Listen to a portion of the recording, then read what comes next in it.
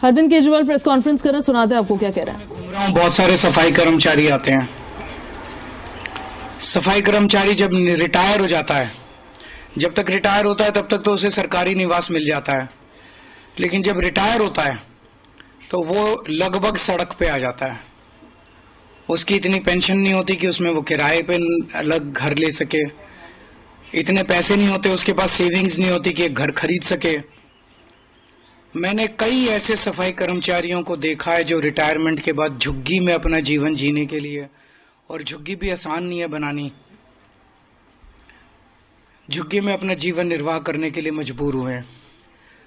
तो आज मैंने प्रधानमंत्री जी को एक खत लिखा है, उसकी कॉपी आप लोगों को दे रहे हैं कि दिल्ली के अंदर सरकारी कर्मचारियों के लिए योजना बनाई जाए, स्कीम बनाई जाए, जिसके तहत, चूंकि दिल्ली में लैंड जो है वो केंद्र सरकार के अधीन आती है, तो अगर सब्सिडाइज्ड, हाईली सब्सिडाइज्ड रेट पे केंद्र सरकार लैंड दे दे तो उस पे दिल्ली सरकार मकान बनवा देगी और आसान किश्तों के अंदर सरकारी कर्मचारी वो उसका पैसा भुगतान करके उसके मालिक बन सकते हैं, उन घरों के मालिक बन सकते हैं।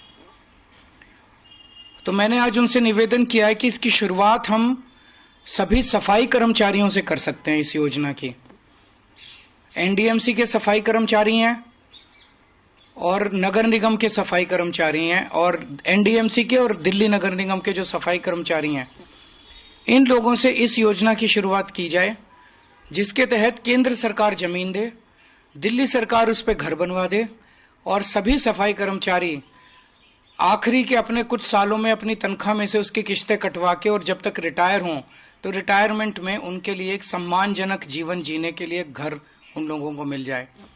मैं उम्मीद करता हूं कि केंद्र सरकार इसके लिए राजी होगी, प्रधानमंत्री जी इसके लिए राजी होंगे, क्योंकि गरीबों के बारे में है। तो पहले सफाई कर्मचारियों से इसकी शुरुआत करते हैं।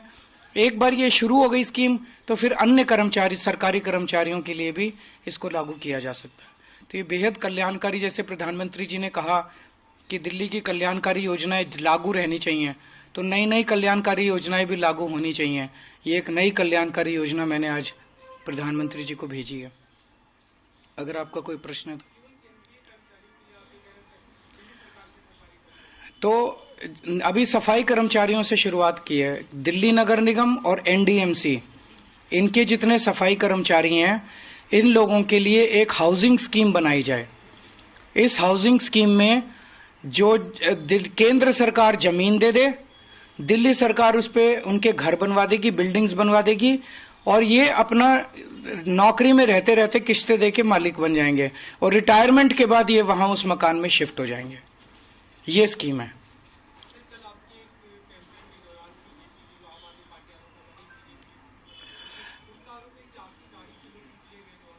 देखिए, इस बार हम जिस तरह का कैंपेन देख रहे हैं, दिल्ली के लोगों ने इस तरह का कैंपेन देखा नहीं है। इस तरह की हिंसा आज तक दिल्ली के लोगों ने देखी नहीं है, जिसमें एक पूर्व मुख्यमंत्री के ऊपर कातिलाना हमला करने की कोशिश की जाए। लेकिन मैंने हमेशा कहा है कि मैं देश के लिए, समाज के लिए मेरा जीवन समर्पित है। वो अपने वो इसी तरह से, वो हार रहे हैं बुरी तरह से, वो इसी तरह से चुनाव लड़ना जानते हैं, वो इस तरह से अपनी कैंपेनिंग करें। मैं लोगों के काम के लिए, लोगों की योजनाओं के लिए, लोगों के भले के लिए, उनके विकास के लिए योजनाएं ऐलान कर रहा हूं, अपना काम बता रहा हूं।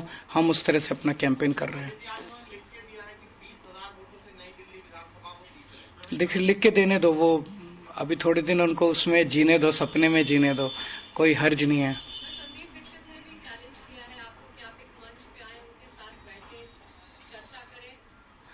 देखिए, संदीप दीक्षित जी को तो आप ही लोग दिखा रहे हैं ज़्यादा। वो भी मुझे बताया गया, ऊपर से फ़ोन आता है कि संदीप दीक्षित को दिखाओ, संदीप दीक्षित को दिखाओ। तो भाजपा को इस बार कांग्रेस का सहारा है इस चुनाव में। Thank you. तो आम आदमी पार्टी के राष्ट्रीय संयोजक अरविंद केजरीवाल ने अभी प्रेस कॉन्फ्रेंस कर एक और बड़ी घोषणा की है। एक तरीके से उन्होंने सफाई कर्मियों के लिए हाउसिंग स्कीम का ऐलान किया है, लेकिन उसके लिए दोनों ही सेंटर और स्टेट के एक साथ काम करने की ज़रूरत होगी। तो उसको लेकर उन्होंने कहा कि मैंने प्रधानमंत्री नरेंद्र मोदी जी को चिट्ठी लिखी है, जिसमें जो लैंड है, क्योंकि वो सेंटर के अंदर आती है, वो सेंटर उपलब्ध कराए और मकान स्टेट सरकार बनवाएगी और उसकी किश्तें धीरे धीरे करके वो किश्तें सफाई कर्मचारी जो हैं वो भरते रहेंगे, उनको फिर उनका मालिकाना हक मिल जाएगा।